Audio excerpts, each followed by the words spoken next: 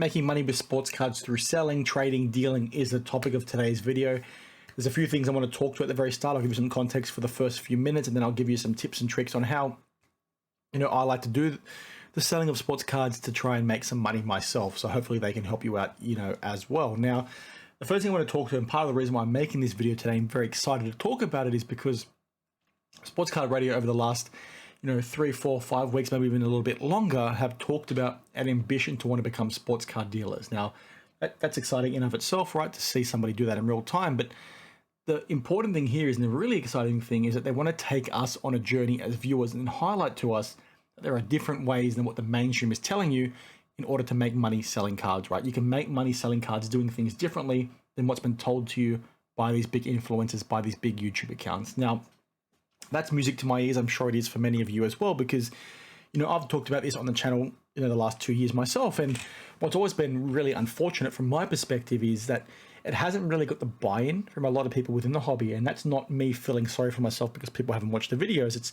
me feeling sorry because people haven't been able to learn and gain the knowledge and understand that there are different ways to buying high-end cards. There are different ways to make money than, prospecting. You don't have to buy high-end products. You don't have to go to card shows. And that's what I've, been trying to highlight in my videos. So the fact we've got an account like Sports Card ready to take us on a journey and highlight this with a big following that they have, I'm hoping they can make this sort of knowledge a little bit more mainstream, which means more people can get educated and learn and start making money themselves, right? I'm not feeling sorry for myself in that nobody's watching my videos. It's more like I'm really excited because it means a bigger account is going to talk about it, which means what? Like I just said, people can get educated, learn, make money for themselves, and actually shift away from what, the main hobby has been telling you to do. And a good example of this is this tweet here from C. Blaze highlighting a trade he made back in 2019. And that is what appears to be this trend within the mainstream, i.e. implying that a key way for you to make money in sports cards is to get into prospecting, is to get into key modern rookies to make that money, right? Because that's how you make the big sales. Now, he essentially traded all these cards here on the left for this one Luka Doncic Mojo Prism PSA 9 on the right. Now, I'll straight off the bat say I'm not going to hate on C-Blaze for this. Like, people can trade however they want. I personally wouldn't have done this. And I can understand maybe you wanting to do this if you want to cash out and you think you can sell this one card quicker than you can the rest. But again, this trend within the hobby, and most people, over the last couple of years would say the Doncic was the way to go. And a lot of the comments actually on Twitter say the same thing, because prospecting is the way to go. But guys, you need to think about multiple different things. And not a lot of people talk about this, right? You've got, a LeBron rookie here. You've got a Kobe Flawless out of 10 on-card auto, dual freaking awesome patches, like some of the coolest patches you'll ever see in a card. That's obviously part of the Lakers wording. Gold LeBron, Tom Brady orange, red Tom Brady from 2006, Topps Chrome, I think it is. Kawhi Leonard, I can't recall if that's his rookie year or not. You've got all these cards. Obviously, having more cards means you can have a little bit more versatility when you're going to card shows, when you're selling on your auction houses, when you're selling on eBay. But at the same time, what does Luka have to achieve in his career to be better than Kobe long term? Like, yes, prospecting, there's nothing wrong with it, right? But what is the risk looking like in this situation? I just find it odd that, the mainstream is pushing this, not necessarily an agenda, but a mindset that Luka's going to be fine long term and there's money there. But, like, why is there money in Luka? He's not won anything. He could do his ACL tomorrow and never play again. Yet he could play for the rest of his career and not win a championship, right? How many championships would this guy have to win? And how much impact would he have to have on the game of basketball to be better than Kobe Bryant, to be more culturally relevant than Kobe Bryant? I just find it, so odd that so many people, like it happens in this tweet thread, would say this is a perfectly valid trade to do. And I just want to say, guys, and I'm sure a lot of people already talk about this, this is not the only way to make money selling cards. Like, you can keep this sort of stuff here on the left and still do very well. Don't feel pressured into acquiring a prospect, right? Don't feel pressured into doing that. You can do both, right? And I want to highlight, collecting cards, like anything in life, is on a spectrum, right? You make money at all ends of the spectrum, whether it's low-end cards, high-end cards. You can do a bit of everything, including prospecting. But just don't feel pressured into the need, thinking you have to get rid of a Kobe Bryant out of 10 to get into a Luka. And I'm just shocked that so many people are saying this is a good trade to do. I just find it so freaking odd. And again, there's nothing wrong with that if you want to do it in isolation. It just becomes a problem, in my opinion, when that becomes your sole focus, when it becomes, the only way for you to think that you can make money selling cards, right? That tunnel vision is a bad thing. And that's why I'm excited to see Sports Card Radio putting out content in this space, because they'll highlight to you that you can actually make money doing other things, selling cards, selling cheap cards, selling quick flips on ComC, and not having to try and enter into this prospecting space for the sole purpose, right? You can do both. Like I said, I think at the very start of the video, card selling is on a spectrum. You need to be doing a bit of everything in order to be successful. There's no one size fits all. There's no one focus that you should only be taking, right? Do a bit of everything and you'll be fine. And that goes for these next tips that I'm going to give you as well. Again, they are very common sense, but so many people will only do one or two of them and not everything. You need to be doing everything,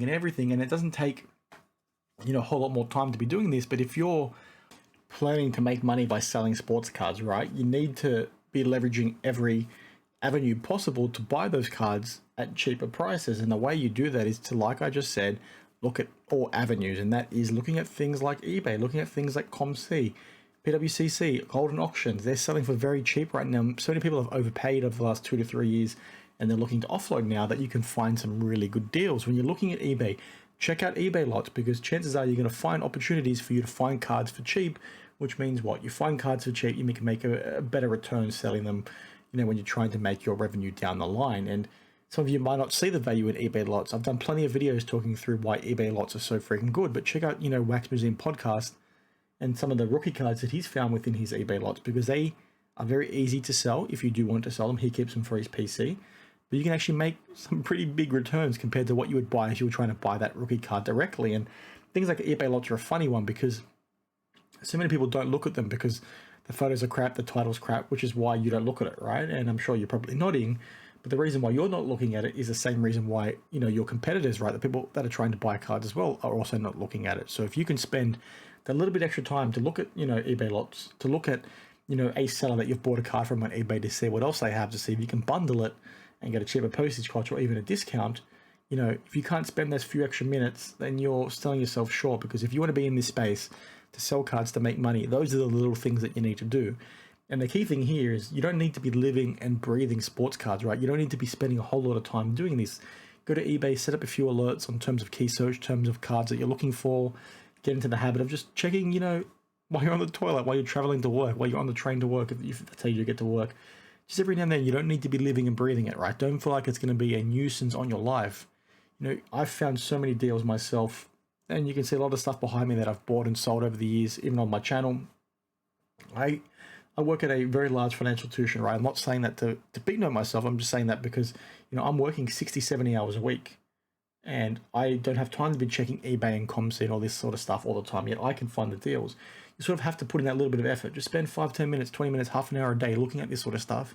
And eventually that stuff will aggregate and you'll make good returns, because you're going to find the deals eventually that you can then sell to make money, right? And you can do it with very little effort. You don't have to live and breathe it, is the key point I'm trying to make. And like I also just briefly touched on, check out eBay, check out, don't just stay on eBay, don't just stay on Golden, don't just stay on PWCC, look at everything.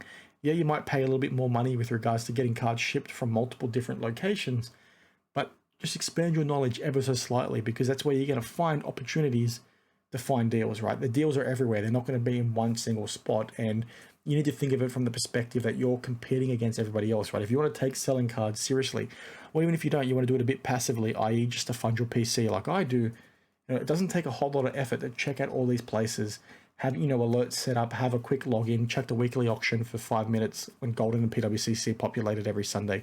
It's not a whole lot of effort, but the reward is there if you want it.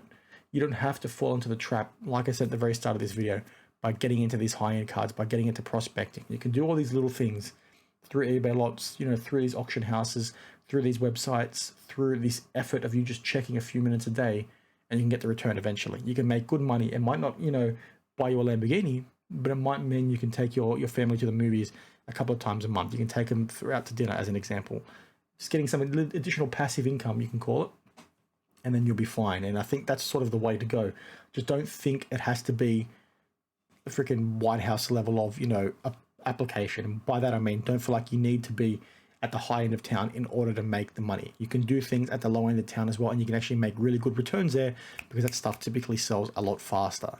And it also means people often sell them a lot quicker because they're looking to offload, right? Because it's easier for them to do so. So, like I said, please stay tuned on Sports Card Radio, because I think you're going to see some really good examples of this moving forward. And I just thought, that example from Sports Card Radio, and then that, trade that, CBlaze shared, perfect timing with regard to the release of both of them. I thought it was pretty cool. So let me know your thoughts down in the comments below, and I will see you in the next one. Cheers.